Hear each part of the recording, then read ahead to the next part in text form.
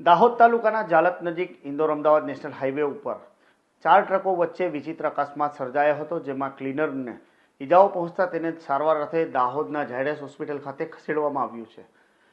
મધ્યપ્રદેશથી આર્મીનો વિદેશી દારૂનો જથ્થો ભરેલી truck Ahmedabad Shahibag army base કેમ્પમાં જતી હતી. રસ્તામાં દાહોદ તાલુકાના જાલત નજીક પુસરી ગામે ટ્રકના ચાલકે ગાડી રિવર્સમાં લેતા પાછળથી આવતા ટક્કરે આ આર્મીના દારૂ ભરેલા ટ્રકને જોશભેર ટક્કર મારી હતી, જેમાં ક્લીનરને ઈજાઓ પહોંચી હતી. આ દરમિયાન પાછળથી આવી રહેલી પુઠ્ઠા ભરેલી ટ્રકના ચાલકે ગાડી રોકી આ ચાલકને બહાર કાઢવા માટે મદદ અર્થે નીકળ્યો હતો. તે સમયે પાછળથી અન્ય એક આવી રહેલી ટ્રકે આગળ ઊભેલી ટ્રકને ટક્કર મારતા આમ એક સાથે 4 ટ્રકો વચ્ચે અકસ્માત સર્જાયો હતો, જેમાં ચાલકને ઓછી ઓછી ઈજાઓ પહોંચી હતી. જ્યારે ક્લીનરને ઈજાઓ પહોંચતા તેને નજીકના હોસ્પિટલમાં સારવાર અર્થે ખસેડવામાં આવ્યો હતો.